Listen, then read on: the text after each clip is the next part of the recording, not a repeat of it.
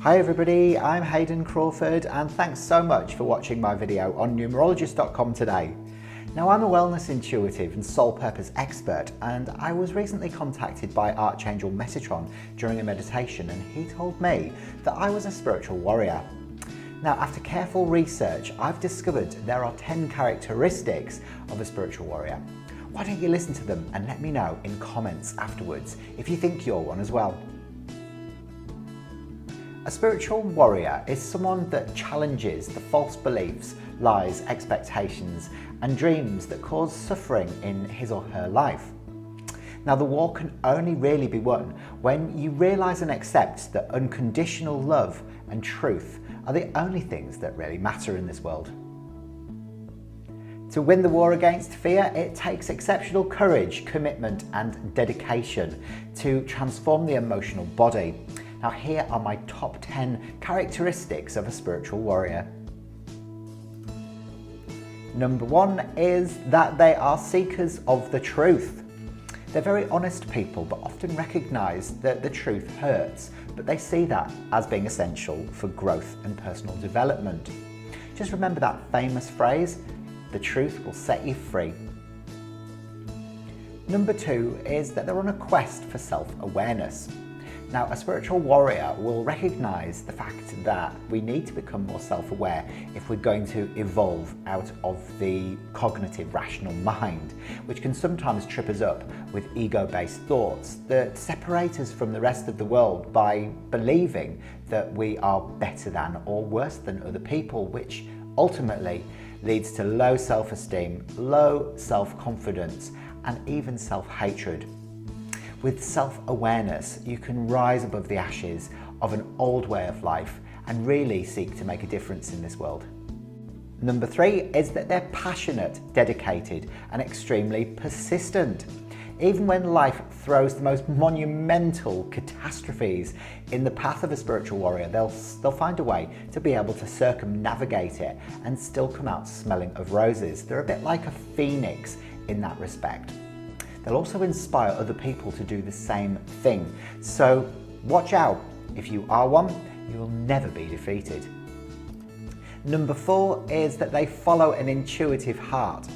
A spiritual warrior defies what other people might think and follows their own path regardless. They've got exceptionally reliable intuition and trust their gut, so they've got extremely good first impressions. So even if someone's got a hidden agenda, they're quickly able to see that and make sure that they don't stop them or sabotage them from fulfilling their purpose. Number 5 is that they live for love. Now, these warriors of light know that it's essential to send loving vibrations to everybody on the planet, including themselves.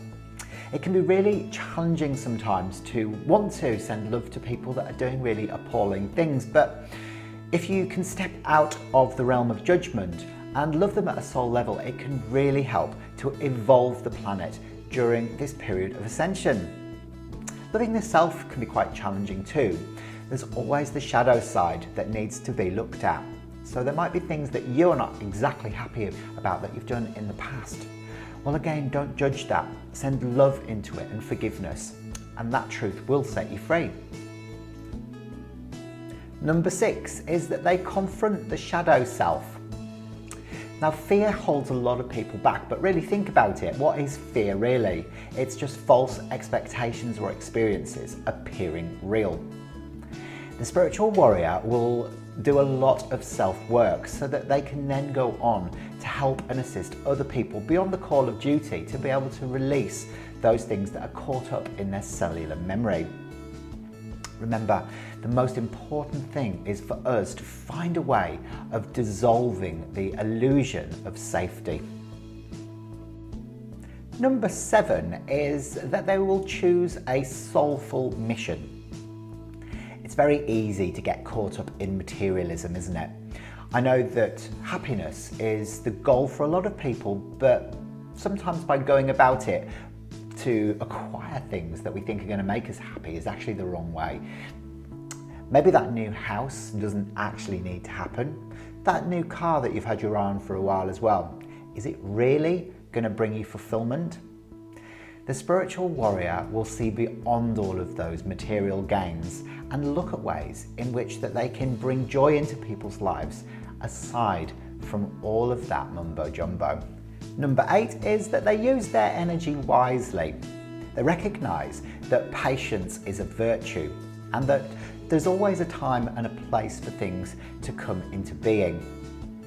When you're trying to manifest things, you often want things to just appear as if by magic. But the spiritual warrior knows exactly when to use their energy and when to take baby steps forward and when to sit back, relax, and go into tranquility so that all of that happens anyway. Number 9 is that they prioritize their health and well-being. Now, a spiritual warrior is a wise guide of light, and they know that to be able to help the planet in the best possible way, they need to be as fit as they possibly can be. So they will look at how they're nurturing their body with good nutrition, eating plenty of greens, and really exercising each and every single day. Do you want to be able to help other people? Well, you have to help yourself first. Number 10 is that they give without expectation. It's essential for the spiritual warrior to be able to offer help and assistance without wanting praise or acknowledgement for what they're doing. It might not be your first priority to want to go and spend an extra afternoon with your mad Auntie Mabel as she's banging on about how poorly the cat is, but think about it from a broader perspective. You might actually be making her week. The spiritual warrior is devoted to helping and to learning how to help others love themselves too, to raise the vibration of the planet. Sometimes we have to go above and beyond the call of duty, so do it. You'll feel amazing afterwards. Well, that's it for my top 10 traits of the spiritual warrior. Have you recognized yourself in any of them? Leave a few comments below to let me know where you're having the most challenges with this quest. Remember to subscribe to this channel as well, and I'll see you next time. Bye for now.